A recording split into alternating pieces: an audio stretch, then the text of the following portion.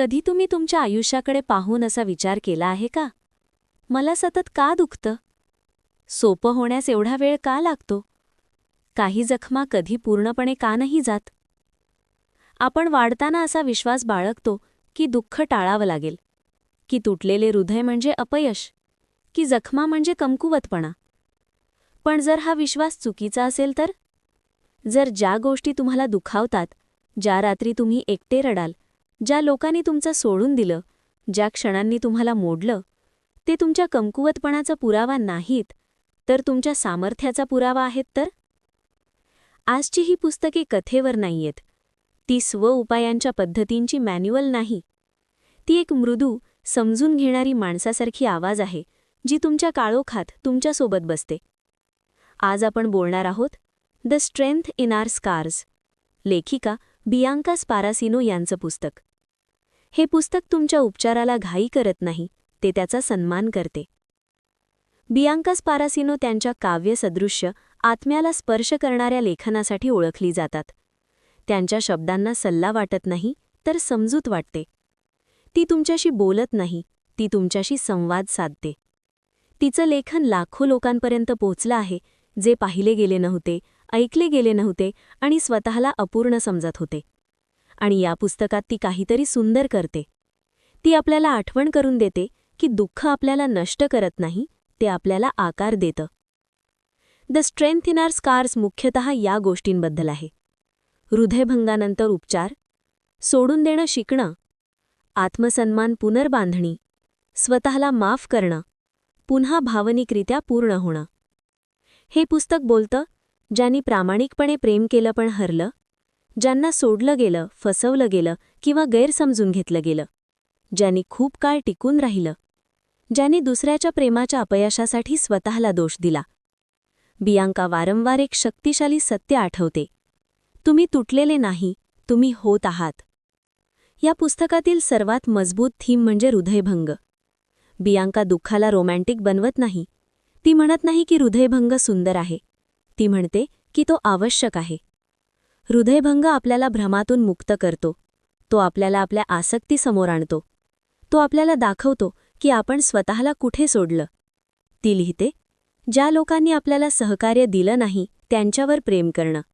ज्या लोकांना कायमचं मानलं, त्या गमावणं. ज्या आठवणी आता उपयोगी नाहीत, त्यांना पकडून ठेवणं. आणि तरीही ती आपल्याला आठवते, काही लोक टिकण्यासाठी नाहीत, ते शिकवण्यासाठी आहेत. हृदयभंग म्हणजे तुम्ही चुकीचं प्रेम केलं नाही, याचा अर्थ तुम्ही प्रामाणिकपणे प्रेम केलं. या पुस्तकातील सर्वात दिलासादायक मेसेज: उपचार हा सरळ रेषेत नसतो. काही दिवस तुम्ही मजबूत वाटता, काही दिवस तुम्ही पूर्ण वाटता, आणि काही दिवस दुःख अचानक परत येतं. बियांका सांगते, याचा अर्थ तुम्ही अपयशी नाहीत, याचा अर्थ तुम्ही माणूस आहात. ती परवानगी देते लोकांना मिस करणं ज्यांनी तुम्हाला दुखावलं, तुमच्या जुन्या आवृत्त्यांसाठी शोक व्यक्त करणं, काळ घेणं दोषी वाटल्याशिवाय. उपचार म्हणजे विसरणं नाही.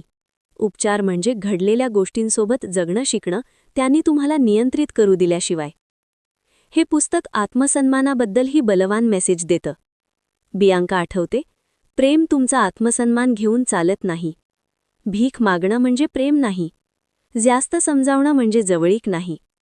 पुस्तकातील एक सर्वात ताकदीचा धडा: जर कोणी तुम्हाला छोटं, अपूर्ण किंवा बदलण्यायोग्य वाटवतं, तर ते तुमचं व्यक्ती नाही. ती वाचकांना स्वतःला निवडण्यास प्रोत्साहित करते. जेव्हा प्रेम स्वतःवरच फसवणूक बनतं, तेव्हा दूर जाण्यास, जे काही मुक्तपणे देणं जावं, त्यासाठी प्रयत्न थांबवण्यास. तुमचं मूल्य कमी होत नाही जर कोणी न पाहिलं तर. सोडून देणं हा सर्वात कठीण अनुभवांपैकी एक आहे. हे पुस्तक स्पष्ट करतं की सोडून देणं म्हणजे कमकुवतपणा नाही, हार मानणं नाही, प्रेम मिटवणं नाही. सोडून देणं म्हणजे आसक्तीवर शांतता निवडणं. बियांका शिकवते की कधीकधी समापन संभाषणातून येत नाही.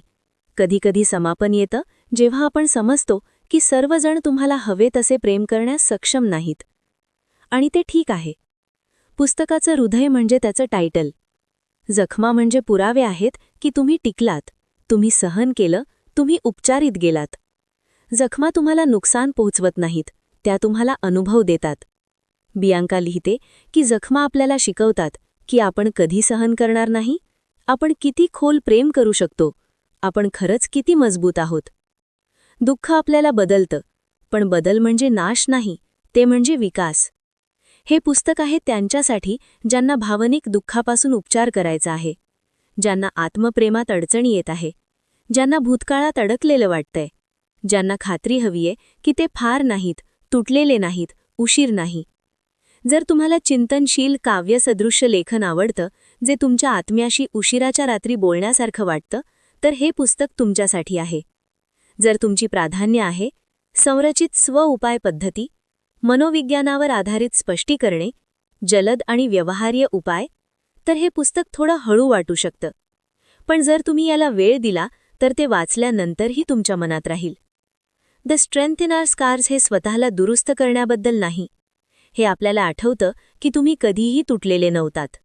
हे सांगतं तुम्ही तुमच्या गतीनुसार उपचार करण्यास परवानगी आहात.